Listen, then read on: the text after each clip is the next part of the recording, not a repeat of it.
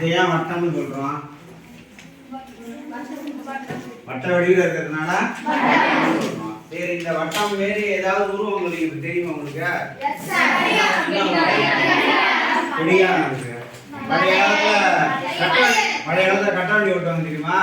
அது எந்த வடிவில் இருக்கும்? வடிவில் இருக்கும். வட்ட வடியில இருக்கும். அந்த அந்த கட்ட வண்டியை சுத்தி அந்த வட்டத்தை சுத்தி ஒரு இரும்பு பட்டை விட்டுருப்பாங்க. அதுலடா அந்த வட்டத்தை சுத்தி ஒரு இரும்பு பட்டையா விட்டுருப்பாங்க. அது எப்படி கண்டுபிடிக்க தெரியுமா? ஒரு வட்ட வடிவ சக்கரத்துக்கு இப்ப 7 அடி நீ உயரம் ஒரு வட்டம் அந்த சக்கரம் இருக்கடா. இந்த சக்கரம் இப்படி இருக்கும். இந்த சக்கரம் எப்படி இருக்கும்? இப்படி இருக்கும். இதனுடைய உயரம் வந்து 7 அடின்னு வச்சுக்க. என்னுடைய உயரம் 7 அடி. இதை சுற்றிலும் பட்டை ஜாயிண்ட் இல்லாமல் வந்து சேர்க்கணும். அதுக்கு எத்தனை அடி நீளம் உள்ள பட்டை வேணும்னா 22 அடி நீளம் உள்ள பட்டை வேணும். எத்தனை அடி? இப்ப இதுக்கு பேர் என்ன? இது பேர் என்ன?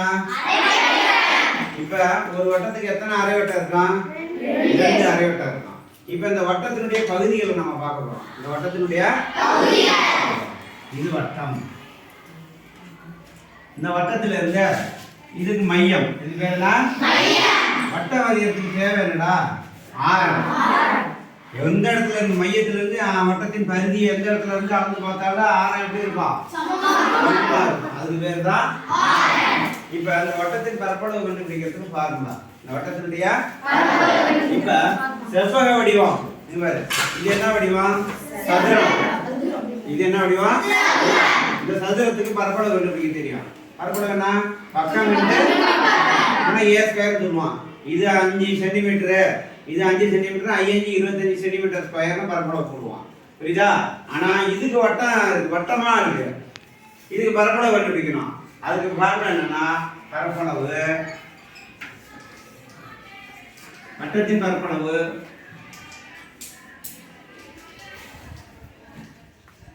பைஆர் ஸ்கொயர் சதுர அலகுகள். என்னது?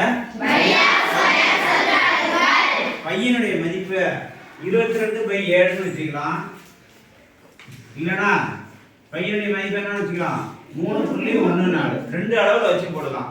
ஏன்னா ஏன் அப்படி போடுறோம்னா இது தோராய மதிப்பு தான். வட்டத்தினுடைய தோராய மதிப்பு தான் 2 அளவு வச்சு போட்டா வரும். அதே பையனுடைய அளவு வச்சு போட்டோம்னா சரியான மதிப்பு கிடைக்கும். பையனுடைய மதிப்பு என்னன்னா முடிவுறா சுழல் தசமயன். பையனுடைய மதிப்பு என்ன? பையனுடைய மதிப்பு போயிட்டே இருக்கும். அதுக்கு முடிவே கிடையாது. அதனால ஷார்ட்டா நமக்கு கண்டுபிடிக்கணுங்கிறதுனால 22/7 பயன்படுத்துறோம். 3.14 பயன்படுத்துறோம். இப்ப இது வட்டத்தின் பரப்பளவு. இது என்னடா? அரை வட்டம். இப்ப இந்த அரை வட்டத்தின் பரப்பளவு கண்டுபிடிக்க பாருங்க. என்னன்னா 1/2/r². 1/2 இதுதான் அரை வட்டம். இதுதான் வட்டத்துல பாதி அரை வட்டம். அடுத்தது கால் வட்டம் தான். இங்க பாரு, இது கால் வட்டம். இது என்னது? 4 பகுதியை சேர்த்தோம்னா வட்டமா வரும். இது கால் வட்டம். இப்ப இந்த கால் வட்டத்தினுடைய பரப்பை கண்டுபிடிக்கிறோம் அப்படின்னா அதுக்கு ஃபார்முலா என்ன? 1/4/r². 1/4. இப்ப இதுக்கு பேர் இது என்ன வட்டம்? கால் வட்டம். இது என்ன வட்டம்? இது என்ன? இந்த 3க்கும் பரப்பளவு கண்டுபிடிக்கணும்.